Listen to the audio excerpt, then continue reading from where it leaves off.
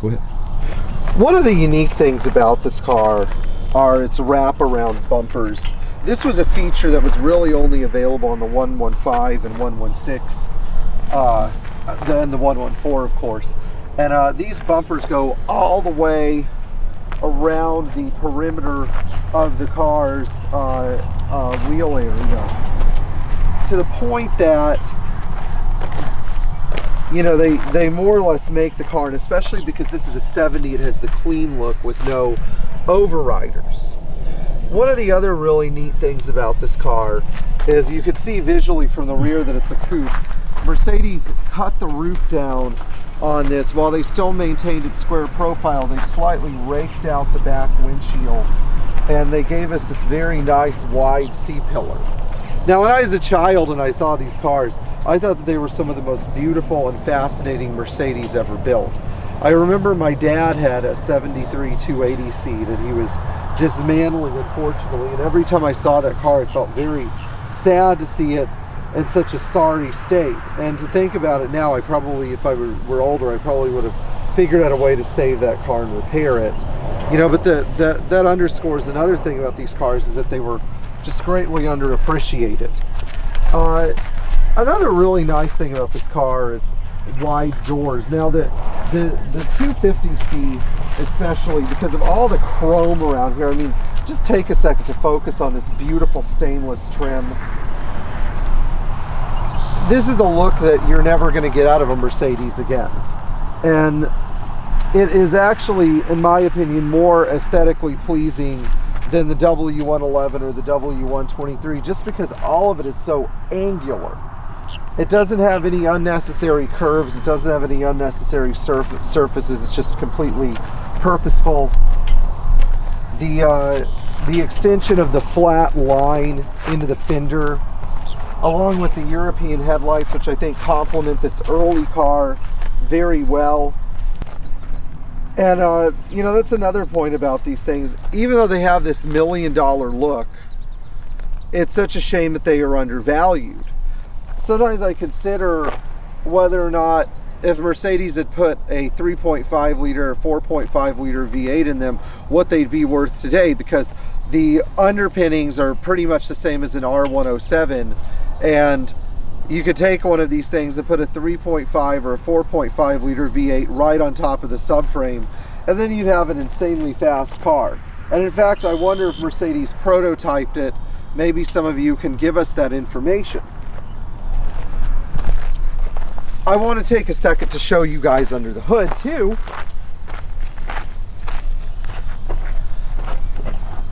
And the hood on this thing, incredibly solid piece of material. Doesn't feel as soft as the 111 hood. And under the hood here we have the M130V Vergasser, carbureted. And this fantastic driveline uses the two famous 3540 Zenith INAT carburetors. Now, some of my favorite things about this are the lack of clutter here. It's very easy to service the left side of the engine. The carburetor and exhaust manifold side is a little bit clunky. And I think that one thing Mercedes could have done better is they could have put a bigger radiator in this car. As you can see, the radiator stops here. On the 280, they actually extended the radiator all the way in to fill this entire space, which is what they should have done, because these guys have a tendency to run hot. Now, if you look here as well, you can see that this car has some very original touches. When we finished it, we tried to maintain all of the correct hose clamps. We tried to make sure that the distributor cover was still on it. We also tried to make sure that it had correct Mercedes spark plug wires, which you can actually buy these as individual pieces, and even the belts are genuine Mercedes equipment. The air conditioning in this car works extremely well. You would think that with the age of the compressor and the fact it runs an R12 Freon would make it a difficult scenario, but after replacing a front compressor seal, we recharged the air conditioning, and it's been working great now for about 2 years. One of the most wonderful parts of this car, I think, is the design of its engine bay, because it's a totally no frills execution of what I would say is a purely industrial theme. There's nothing in here that looks like it was generated out of necessity at the last minute. Everything was thoughtfully and intelligently designed. For example, they route the wiring harnesses to follow the structural support. They made a beautiful layout here for all the relays and the ignition equipment, and they also designed the car even with a hood pad to help keep noise out. The W114 Coupe shares its interior with the 114 sedan. One of the most beautiful things about this interior, I have to say, is the simple ergonomic layout of everything. If there was an interior that could be quintessentially Mercedes, this would be it. One of the really beautiful features also is the walnut on the dash. This was only available on the W114 series. The W115 did not get this sort of treatment until the 1975 300D arrived on the US market. It's rare to see an interior in such great condition, but this example truly has it. Of course, the interior is also laced with a couple of afterthoughts. Note the power window buttons in the center console.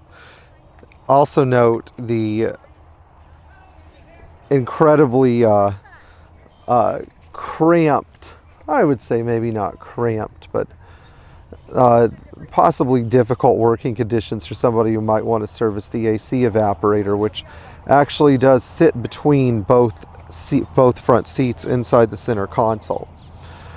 I remember riding in cars like this as a child and always being fascinated by the gauges and those 4 incredibly attractive heater levers that were right in the focal point for both the passenger and driver. While it might seem like a mystery to operate those guys, they're really not all that complicated. The bottom levers, when pushed outward, give heat to the passenger or driver, and the top levers control the vent positioning. All the way to the left is defrost, and all the way to the right is floor. And in the middle, you get your center vents.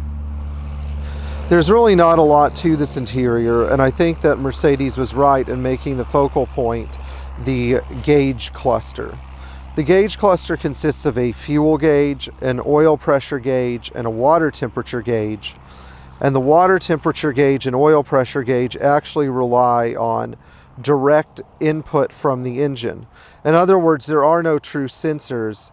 You're getting a raw oil pressure feed and a raw temperature feed straight to the gauges from the engine itself. This means that the driver can reliably gauge how well his vehicle is running. And I encourage anybody who has a Mercedes of this era to make sure that those gauges are in good working order, because they are actually the secret to preserving your car's mechanicals. The column shift transmission is unique in that it has an early shift knob, this being a trait for 1970 only. The hard shift knob was actually removed from Mercedes vehicles about mid-1970 because it was deemed a safety hazard. But this car, being produced in August of 1969, still has some of these lovely early features. Fully equipped with factory air conditioning and a very nice Becker Europa radio, this 250C actually has what I would call the Mercedes it factor. Its interior in some ways being more attractive than the W111 or W108 sedan. But also borrowing a lot of cues from it. This car is also optioned with the cream interior, the cream Mercedes-Benz Tex with blue carpeting, which I think really makes a great contrast on the inside.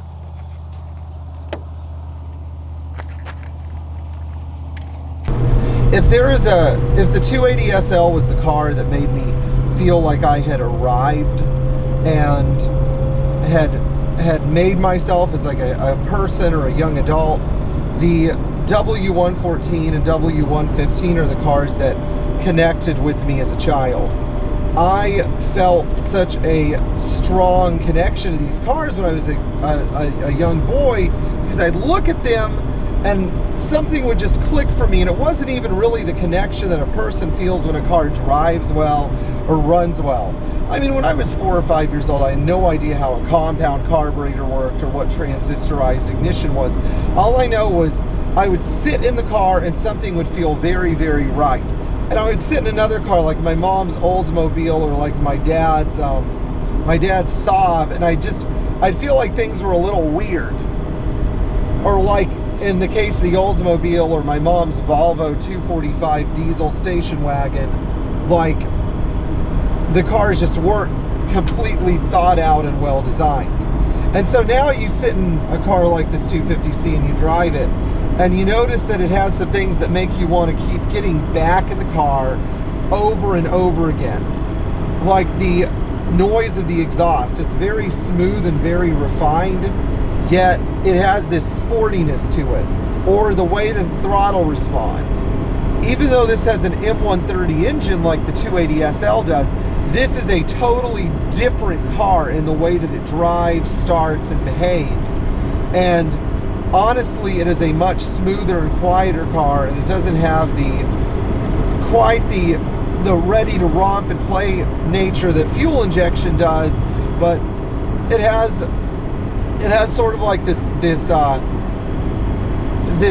feeling of incredible smoothness that I really haven't been able to replicate in any fuel-injected Mercedes. I remember being a small child and looking at this thing and studying it and realizing what a vast expanse of mechanical harmony it was.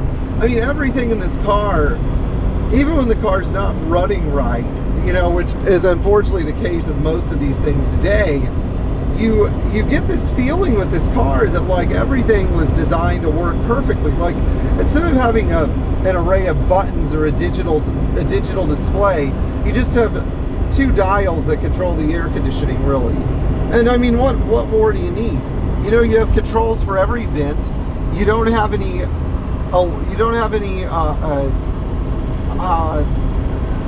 vacuum actuators that control the climate control system.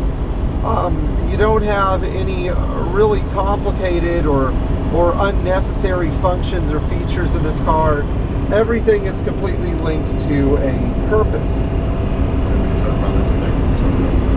Okay.